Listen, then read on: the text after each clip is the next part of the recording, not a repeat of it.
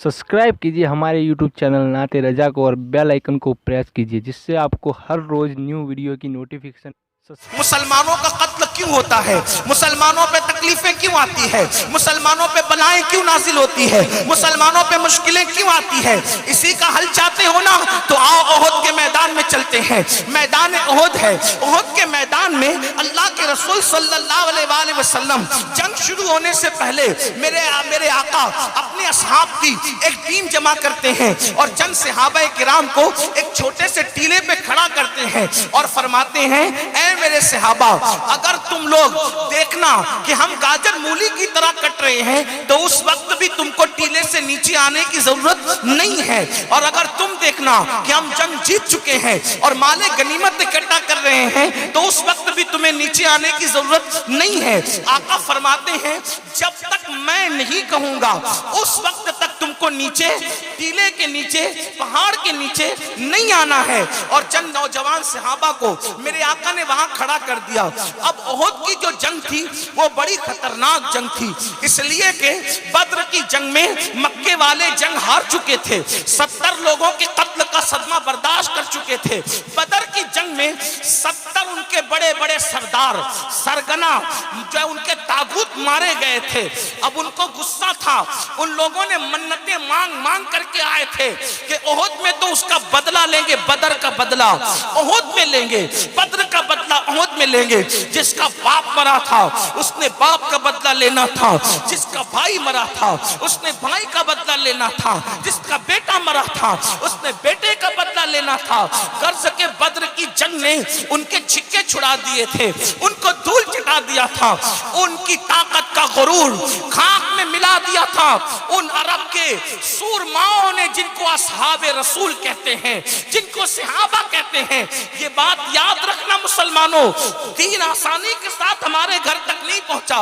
बड़ी तकलीफें, बड़ी मुसीबतें झेली है मेरे नबी ने, उनकी अहले बैत ने, उनके पाक असहाब ने। बहरहाल तो ओहद की जंग में अल्लाह अकबर 1000 का लश्कर मक्के वाले लाए हैं। अल्लाह, ओहद की जंग के अंदर हालत ये है, कैफियत ये है, अल्लाह अकबर, वो लोग एक बहुत बड़ी तादाद में जो है वो ओहद के मैदान में आते हैं। 1000 तो बद्र में आए थे, उसके 3 गुना ज्यादा ओहद के मैदान में आए थे।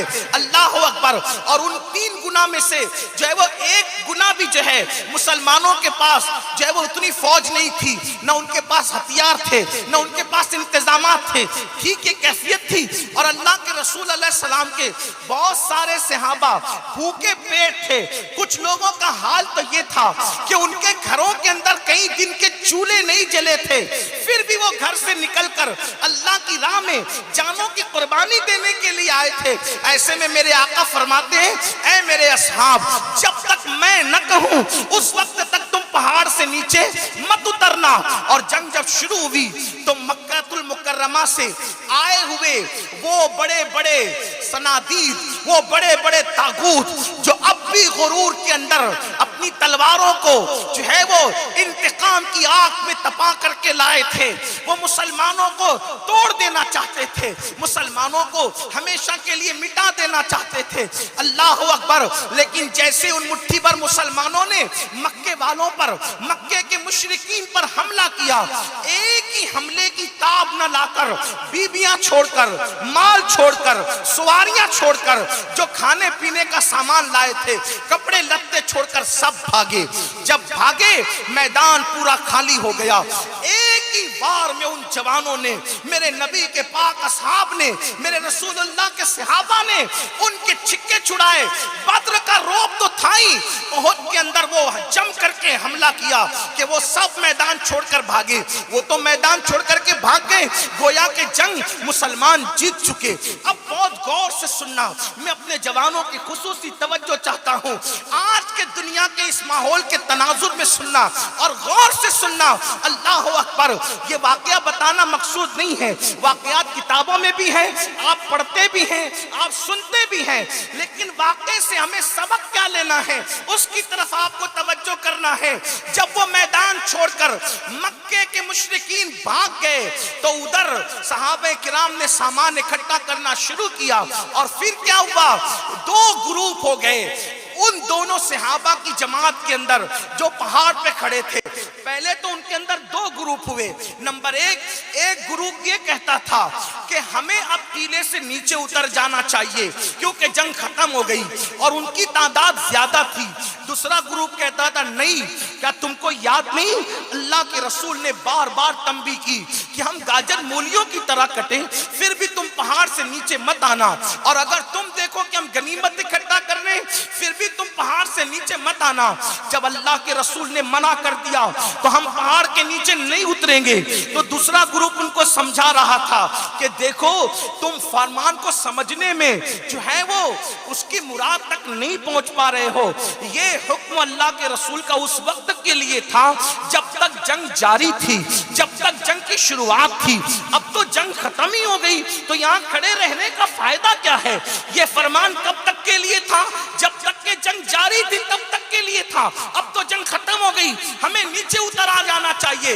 अल्लाह अकबर। तो जो दूसरा ग्रुप था जो थोड़े थे, उन्होंने कहा देखो तुम्हारी जो मर्जी आए करो, हम उतर कर उस वक्त तक नहीं जाएंगे जब तक अल्लाह के रसूल हमें खुद बुला न ले।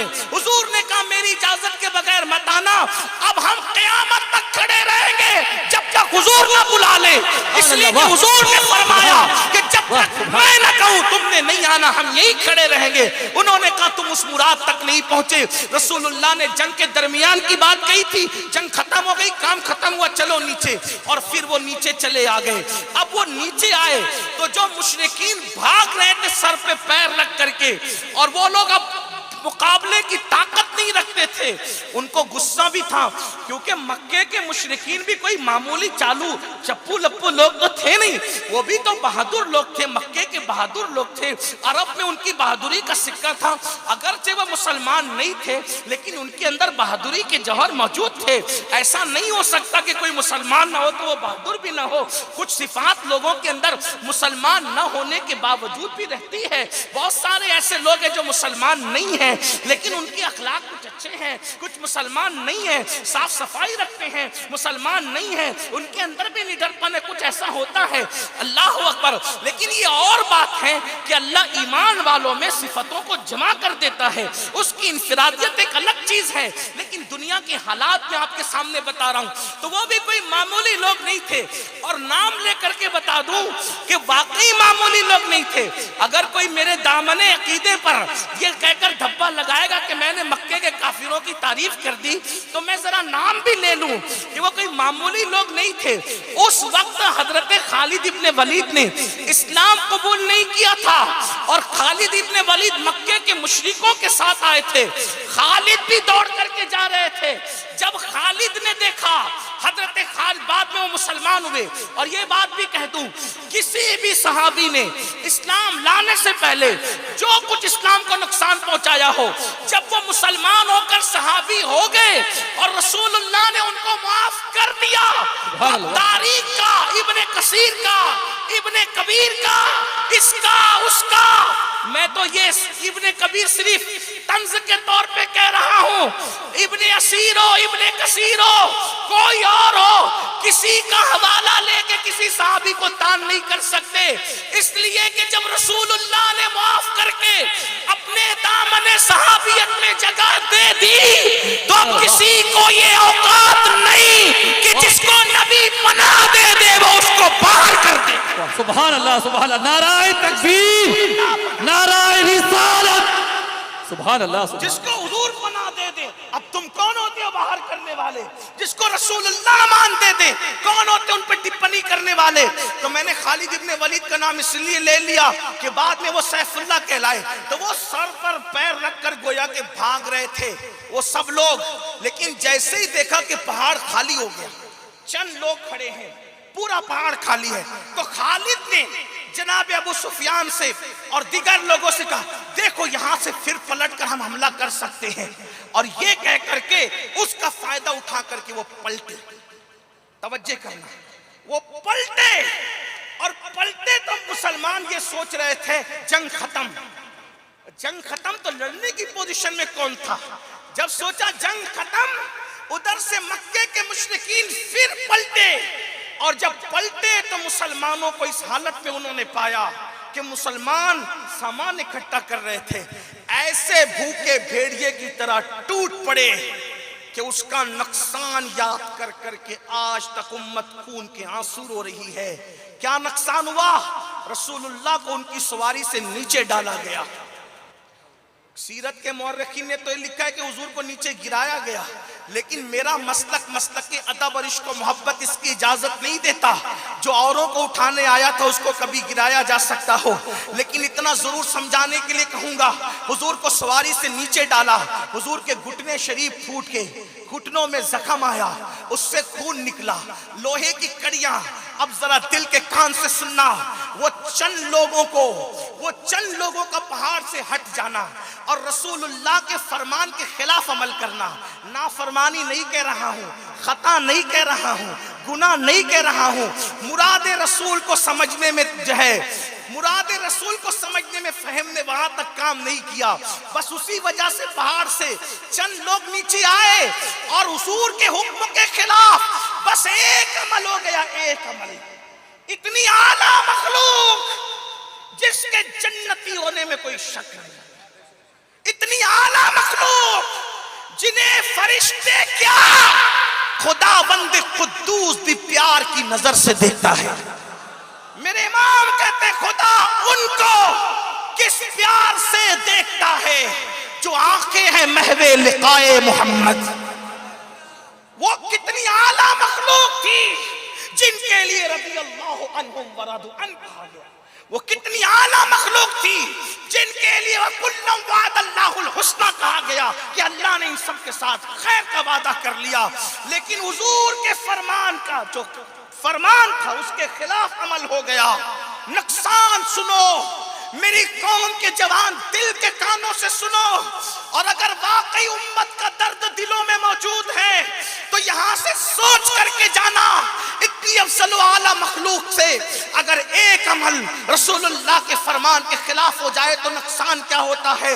حضور کو سواری سے نیچے ڈالا گیا، دشمن نے ڈالا، گھٹنے شریف زخمی ہوئے، حضور کے گالوں میں کڑی گھس گئی لوہے کی، خون کی پھواریں نکل پڑی، حضور کے دو دانت کا کنارہ شہید ہو گیا جس کو ہم دندان مبارک کی شہادت کہتے ہیں۔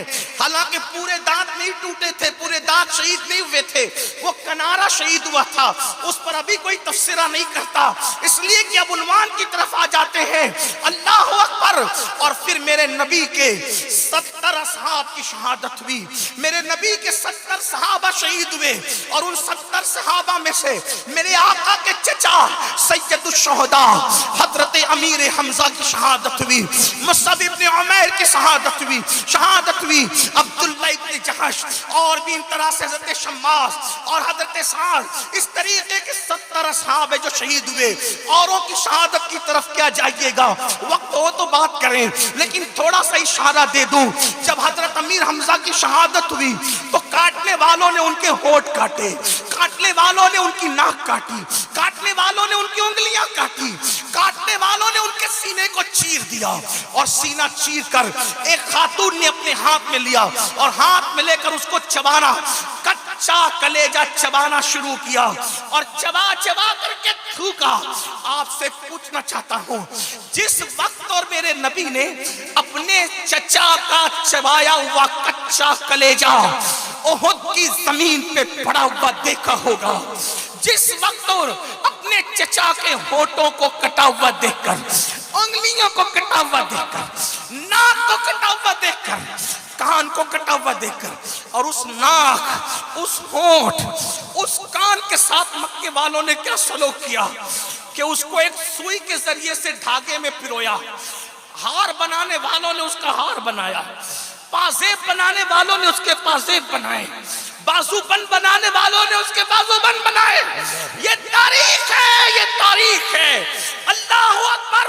اور جب ان 70 اصحاب کی شہادت کا موقع، جب وہ لاشیں 70 رکھی ہوئی تھی تو میرے نبی اس وقت ان کی لاشوں کو دیکھ کر رو رہے تھے کہ آنکھوں سے جو آنسو جاری تھے، جس نے داڑھی کو بھگو دیا تھا، لیکن اس وقت تو صحابہ کو فکر یہ تھی کہ ان 70 اصحاب کو دفن کرنے کے لیے زمین تو ہے احد کی، مگر کفن کہاں سے لائیں گے؟ کفن उस वक्त रसूलुल्लाह के उन असहाब को कफन देने के लिए मुसलमानों के पास कपड़ा भी मौजूद नहीं था। हालत ये थी कि उनको घास में लपेटा गया, बाजों को, यानी उनके जिस्म पे घास डाली गई, बाजों को एक कपड़ा उड़ाया गया, एक कपड़ा, और सर छुपाते तो पैर खुलते, पैर छुपाते तो सर खुलता। ये कैफियत थी। एक दिन में 2-2 ड्रेस तब्दील करके गुनाहों के अड्डों को आबाद करने वालों, एक दिन में 3-3 मर्तबा पेट भर करके खाने वालों, और कभी जिना के अड्डे को, कभी शराब के अड्डे को, कभी जुए के अड्डों को आबाद करने वालों, मेरी कौम के जवानों, तुम सोचते हो कि मुसलमानों पे बुरा वक्त क्यों है? मुसलमान क्यों कट रहा है? मुसलमान क्यों लुट रहा है? मुसलमान क्यों पिट रहा है? मुसलमानों की लाशें बेगौरो कफन क्यों है? अरे वो सहाबा, चंद सहाबा, उंगली पर गिने जाने की उनकी तादाद थी जो पहाड़ से नीचे उतरे थे। अगर रसूलुल्लाह के फरमान के खिलाफ उनसे एक काम हो जाए तो 70 लाशें बगैर कफन के वो देखते हैं, और 70 लाशें बगैर कफन के वो ओहद की जमीन पे दफन करते हैं। रसूलुल्लाह के दंदान की शहादत होती है, अमीर हमजा का कलेजा चबाया जाता है। एक फरमान रिसालत के खिलाफ अमल हुआ तो उम्मत पर इतनी बड़ी मुसीबत आती है कि क़यामत तक लोग इस वाक़े को याद कर कर के रोते रहेंगे। अब आपसे मैं पूछना चाहता हूँ, कहाँ वो गुनाह भी नहीं था, कहाँ वो खता भी नहीं थी, मैं तो उसको लग़्ज़िश भी नहीं कहना चाहता, वो मुरादे रसूल को समझने में फहम वहां तक ना पहुंचा दूसरे ग्रुप का, तो ये हालत उम्मत ने देखी। दूसरी बात, उस ग्रुप में 2 ग्रुप हो गए। रसूलुल्लाह ने एक बनाया था, वो 2 हो गए। हुजूर ने एक बनाया था, वो 2 हो गए।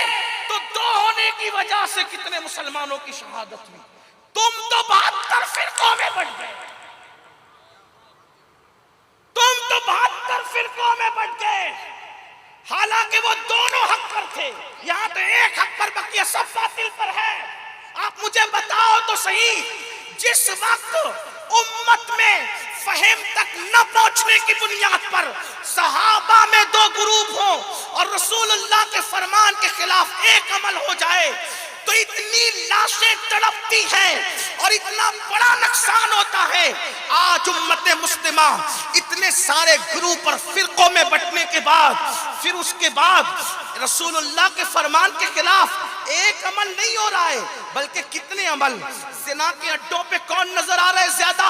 मुसलमानों की तादाद। आप बुरा मत मानना, अल्लाह अकबर। आपको बताऊं, इंटरनेट के हवाले से जब सर्वे हुआ कि सबसे ज्यादा गंदी फिल्में किस मुल्क में देखी जाती है, अगर आज मैं तुम इससे मजमे में हाथ उठवा के पूछूं कि आपका ज़हन क्या बोलता है कि कहां देखी जाती होगी गंदी फिल्में, कोई बरतानिया का नाम लेगा, कोई अमेरिका का नाम लेगा, कोई और नाम लेगा। लेकिन हकीकत यह है, अपनी सारी गंदगी का जिम्मेदार दूसरों को ठहराने वालों, अपनी सारी जो है वो गलतियों का जिम्मेदार और बार दूसरों के सर डालने वालों, सुन लो उम्मत मुस्लिमा की तबाही का सबब क्या है। अल्लाहु अकबर। जब ये सर्वे रिपोर्ट आई कि सबसे ज्यादा गंदी फिल्में कहां देखी जाती है, तो उस मुल्क का नाम आया जो 70 साल पहले कलमे ला इलाहा इल्लल्लाह की बुनियाद पर इस्लाम के नाम पे बना, जहां की सारी आबादी मुसलमानों की है। यानी जहां मुसलमान जितना ज्यादा है उतनी ज्यादा गंदी फिल्में वहां देखी जा रही है। मैं पूछना चाहता हूं, अपने नबी को कब्र अनवर में दुख दे करके हम सुख जाते हैं, रसूलुल्लाह का कब्र में दिल दुखाकर हम सुकून और इत्मीनान चाहते हैं? नहीं हो सकता ऐसा। आप कहेंगे अमीरुल कादरी हमने कब नबी को दुख दिया, कब तकलीफ पहुंचाई? मैंने कहा मुझसे न पूछो, अपने नबी से पूछो। मेरे नबी खातिमुन नबीयीन सय्यदुल आलमीन फरमाते हैं, लोगों तुम्हारे अमाल हफ्ते में 2 दिन मेरे सामने पेश किए जाते हैं। जब मैं तुम्हें नेकी पर देखता हूं तो खुश होकर तुम्हारे लिए दुआ करता हूं, और जब मैं तुम्हें गुनाह पे देखता हूं तो उससे मेरा दिल दुखता है, मेरे दिल को तकलीफ سوچتی ہے اب میرا جوان یہ چاہتا ہے حالات بدلیں، حالات ڈنڈوں سے نہیں بدلیں گے، حالات تلواروں سے نہیں بدلیں گے، حالات ہتھیاروں سے نہیں بدلیں گے، ہم بدل جائیں، نبی کو اذیت پہنچانا چھوڑ دیں، پھر دیکھنا آسمان سے کیسے مدد نازل ہوگی۔ واللہ ان اللہ والوں کی موجودگی میں خدا کی قسم کھا کر کہتا ہوں، مسلمان گناہ چھوڑ کر اندر کے سچے مسلمان بن جائیں، صدیق کا درد لائیں، سوز علی لائیں، درد بلال لائیں، اور سوز اویس لائیں، عمر کی شجاعت لائیں، عمر کے اللہ اکبر وہ جذبہ ایمان لائیں، عثمان کی سخاوت لائیں، حسین کا مر مٹنے کا جذبہ پیدا کریں، آسمان سے اللہ کی مدد کو زمین پر اترتے دیں۔ نعرہ تکبیر، نعرہ رسالت، عظمت مصطفیٰ، نعرہ رسالت۔ میرے جوانوں، اللہ کی مدد کیسے آ سکتی ہے؟ ہم تو رسول اللہ کا دل قبر انور میں دکھا رہے ہیں، حضور کو قبر میں کیا گزرتی ہوگی جب کوئی جوان کسی لڑکی کے کندھے پر ہاتھ رکھ کر اس کو زنا کی نیت سے پارک میں لے جاتا ہوگا، جب اللہ اکبر عید کی چھٹیوں کے موقع پر مسلمان لڑکے پکنک کے نام پر زنا کے اڈوں کو آباد کرنے کا پلان بناتے ہوں گے، اس وقت رسول اللہ کے دل پہ کیا گزرتی ہوگی؟ چہرے سے داڑیاں منڈا منڈا کر گٹروں میں پھینک کر کے اسمارٹ بننے والوں، سو کالڈ اسمارٹ بننے والوں، مجھے بتاؤ یہ جو وسترا تمہارے چہروں پہ چلتا ہے، تمہارے چہروں پہ باپ پہ چلتا ہے، پہلے وہ مصطفیٰ جان رحمت کے دل کو تکلیف پہنچاتا ہے، مجھے بتاؤ کون سی عاشق رسول ہو، کس محبت رسول کی بات کرتے ہو؟ آج ایک جوان کہتا ہے مولانا آج میں فلاں کام نہیں چھوڑ سکتا، ہم نے پوچھا کیوں نہیں چھوڑ سکتے؟ تو کہا کہ میرے ابا نے مرتے مرتے مجھے وصیت کی تھی کہ بیٹا یہ کام مت کرنا، تو میرے باپ نے مرتے مرتے یعنی دنیا سے جاتے جاتے مجھے وصیت کی تھی نا، اس لیے میں باپ کی وصیت کے خلاف کوئی عمل نہیں کر سکتا، کوئی کام نہیں کر سکتا۔ اب میں آپ سے پوچھتا ہوں باپ کی آخری وصیت آپ کو یاد ہے کیا؟ رسول پاک کی بھی آخری وصیت یاد ہے؟ حضور علیہ السلام جب دنیا سے تشریف لے جا رہے تھے، ظاہری طور پر اللہ کے حبیب جب دنیا سے تشریف لے جا رہے تھے تو حضور کیا کہہ رہے تھے؟ اللہ کے رسول کا فرمان کیا تھا؟ باپ کی آخری وصیت کا خیال، رسول پاک کی آخری وصیت کا کوئی خیال نہیں۔ اللہ اکبر۔ ام المومنین سیدہ عائشہ صدیقہ رضی اللہ تعالیٰ عنہ فرماتی ہیں جب اللہ کے رسول دنیا سے جا رہے تھے تو دو چیزیں کہتے ہوئے وہ گئے، ایک تو یہ اپنی بیویوں کے ساتھ اور اپنے غلاموں کے ساتھ اچھا سلوک کرنا، اور فرمایا نماز کی پابندی کرنا، نماز کی پابندی کرنا، اور تیسرا اور آخری جملہ ان کی زبان پر اللہ کا نام تھا، اللہ کے نام کے ساتھ وہ اس دنیا سے ظاہری طور پر دنیا سے تشریف لے گئے۔ اب میں پوچھتا ہوں اللہ کے رسول نے دنیا سے جاتے جاتے دو آخری وصیت کی تھی ظاہری طور پر، نمبر ایک اپنی بیوی اور اپنے غلاموں کے ساتھ اچھا سلوک کرنا، اور نمبر دو نماز کی پابندی۔ بتاؤ حضور کی آخری وصیت کا کتنا خیال ہے؟ کتنی نماز کی ہمارے اندر پابندی ہے؟ بڑی معذرت کے ساتھ 95% لوگ نماز سے کوسوں دور ہیں، مسجدیں ویران ہیں، مسجدیں مرثیہ خواہ ہیں، جمعہ کی 2 رکعت پڑھ کے بھاگ جاتے ہو۔ کیا یہ خیال نہیں آتا حضور علیہ السلام نے دنیا سے جاتے جاتے ایک فکر کی تھی کہ میری امت نماز کو نہ چھوڑے، میری امت نماز کو نہ چھوڑے؟ بتاؤ کیا نماز پڑھتے ہو؟ اللہ اکبر۔ جب نماز کی بات آتی ہے تو مسلمان کہتا ہے مولانا ٹائم نہیں ملتا نماز پڑھنے کے لیے، وقت نہیں ملتا نماز پڑھنے کے لیے۔ سن لو اور اچھی طرح سن لو اور دھیان سے سن لو، اللہ کے رسول علیہ السلام نے فرمایا جس نے جان بوجھ کر نماز چھوڑ دی وہ میرے ذمے سے خارج ہو گیا، باہر ہو گیا، اس کے ساتھ میرا کوئی وعدہ نہیں ہے قیامت کے دن۔ اور ایک مقام پر فرمایا جس نے جان بوجھ کے نماز چھوڑ دی اللہ اس کے سر سے اپنا رحمت والا ہاتھ ہٹا لیتا ہے، اس کو اپنی پناہ میں نہیں رکھتا، وہ خدا کی پناہ سے نکل جاتا ہے۔ جو جان بوجھ کر نماز چھوڑ دے، آپ کو دوستوں کے پاس بیٹھنے کے لیے ٹائم ہے، ہمیں اور آپ کو بیوی بچوں کے پاس وقت گزارنے کے لیے ٹائم ہے، ہمیں اور آپ کو اگر کوئی وزیر بلا لے تو سارے کام چھوڑ کر جانے کے لیے ٹائم ہے؟ تھوڑا ایمان والوں اپنے دلوں پہ ہاتھ رکھ کر سوچو، آپ کو دوست تو آپ کو آپ ٹائم دے سکتے ہو، آپ پڑوسیوں کو ٹائم دے سکتے ہو، آپ بیوی بچوں کو ٹائم دے سکتے ہو، آپ سب کو ٹائم دے سکتے، لیکن جس رب نے مجھے اور آپ کو زندگی دی اس خدا کے لیے ہمارے پاس ٹائم نہیں، اللہ کے لیے ہمارے پاس ٹائم نہیں۔ ذرا سوچو تو، کیا ہم تباہ نہیں ہوں گے؟ ہم برباد نہیں ہوں گے؟ ہم رسوا نہیں ہوں گے؟ سوچو تو، ہم سب کو ٹائم دے رہے ہیں، اپنے رب کے لیے ہمارے پاس، خدا کے لیے ٹائم نہیں، اللہ کے لیے ٹائم نہیں۔ ہم نہ مٹیں گے، ہم تباہ نہیں ہوں گے، برباد نہیں ہوں گے۔